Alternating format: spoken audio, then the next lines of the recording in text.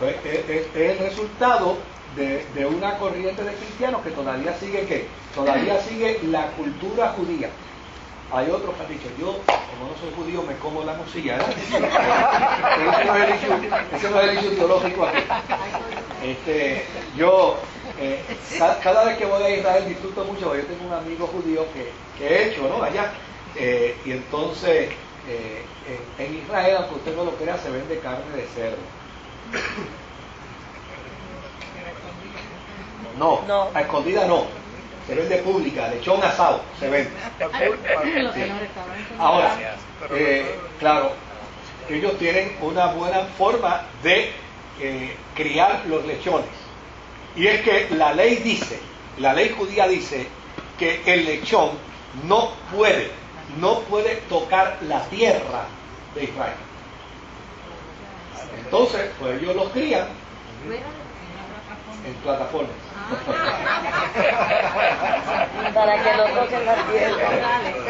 En corral, no toca la tierra. Entonces, ¿qué es lo otro interesante? Que este amigo mío que es judío me dice, claro, ahora cuando yo vaya va a tener un problema serio, yo soy vegetariano, pero en ocasiones que he ido y no lo era, me dice, en algún momento dado tú te vas a comer un pedacito de lechón. Le digo, bueno, si quieres me avisa y yo lo pido. Me dice, oye, para yo comer un pedazo.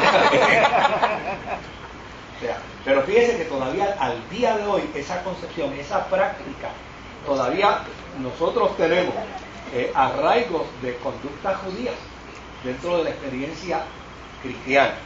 Y desde luego hay una que yo espero que nunca la cambiemos y es la del monoteísmo. Es producto precisamente de esa raíz judía. Ahora, permítame hablarle de algunos teólogos de la iglesia, de principios de la historia de la iglesia, algunos que apoyaron y otros que no apoyaron el concepto milenial. Por ejemplo, Justino Mártir creía en el milenio y planteaba que aunque otros cristianos no lo aceptaban ya en su tiempo, decía, aunque otros cristianos no lo aceptan, él sostenía en lo que Ezequiel e Isaías habían profetizado. Y como Ezequiel e Isaías profetizan de conceptos mileniales porque son profetas judíos, pues Justino de Mártir decía, si hemos tomado el Antiguo Testamento como sagrada palabra de Dios para nuestra vida, lo que ellos dijeron es válido para nosotros. También Tertuliano creía en el milenio.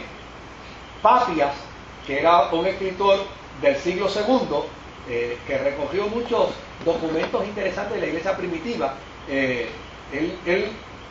inclusive tenía documentos que él alegaba que Jesús había dicho, donde no aparece ninguna evidencia. Por ejemplo, él decía que en una ocasión Jesús había dicho lo siguiente: vendrá el día cuando las vides tendrán 10.000 brotes, y cada brote tendrá 10.000 ramas, y cada rama 10.000 sarmientos, y en cada sarmiento crecerán 10.000 racimos, y cada racimo tendrá 10.000 uvas.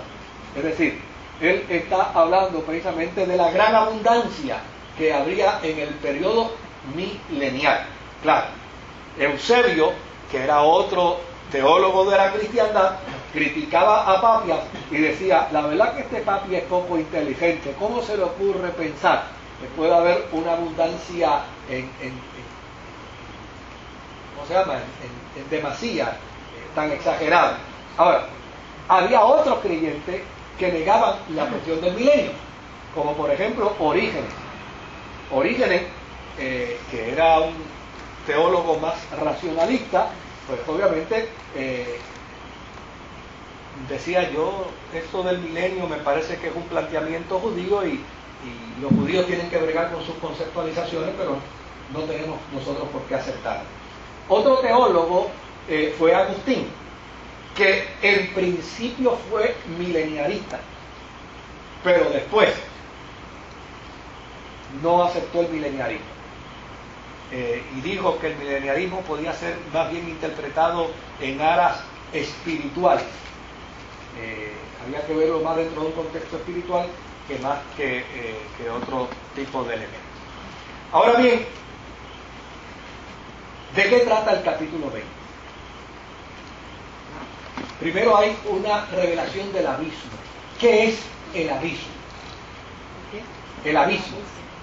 Que obviamente abismo es una vasta caverna debajo de la tierra donde los pecadores van y están esperando el momento del gran juicio final. Hay un túnel por el cual se llega y desde luego aquí hay un elemento interesante que necesitamos discurrir, y por eso yo les vuelvo a decir que cada escuela tiene su valor en su postura.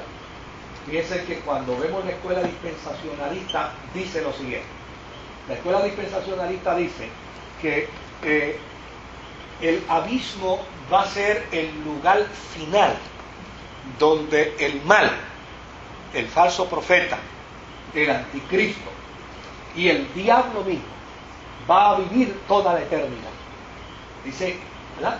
Así lo dice el dispensacionalista. Claro, el que practica el concepto, digamos, no dispensacionalista, por ejemplo, el que hace de esto un aparato puramente espiritual, mera y sencillamente lo que dice es, aquí a lo que se refiere es que es a la destrucción del mal, pero no hay que verlo necesariamente de esta manera. Los que interpretan que el Apocalipsis es un cumplimiento histórico ya pasado, entonces dicen, bueno, sí, esto fue lo que finalmente le sucedió al Imperio de Roma, y con esto pues ya el Imperio de Roma, con esto se cumplió la profecía, porque el Imperio de Roma se fue precisamente al abismo, desapareció. Ahora, los que postulan el concepto dispensacional y dicen, hey, espérate un momentito, aquí tal vez ustedes puedan decir que a lo que se refiere aquí es al anticristo, que era Domiciano, y al falso profeta, que era el imperio con sus religiosos, y desde luego la gran ramera, que era el sistema de gobierno romano. Pero aquí está hablando del diablo. Y el diablo no es un ser político, es un ser espiritual. Y desde luego ahí es donde el dispensacionalista dice, no. Yo creo que de lo que Apocalipsis está hablando aquí es del fin de los tiempos. Y está hablando de que el fin de los tiempos no solamente exige que los malos sean echados al abismo, sino el que produce el mal también. Y fíjense que precisamente la interpretación que el dispensacionalista da sobre el pasaje es que él dice que en ese día, literalmente, se cumplirá el que no solamente irá el falso profeta, no solamente irá el anticristo, no solamente irá la gran ramera, sino que juntamente con ellos también irá el agente catalítico del mal, que es precisamente Satanás, la serpiente antigua. Desde luego, los dispensacionalistas establecen su base diciendo que los demonios le temen al abismo, porque los demonios saben que el final de ellos es precisamente el abismo. Ahora, fíjense que lo que postula el capítulo 20 es que se necesita establecer un tiempo de paz, se necesita establecer un tiempo de armonía, y este tiempo de paz y este tiempo de armonía será establecido una vez Jesucristo descienda y establezca su autoridad soberana e imperial sobre la tierra, y con él sus santos millares, y con él los redimidos, y con él la iglesia.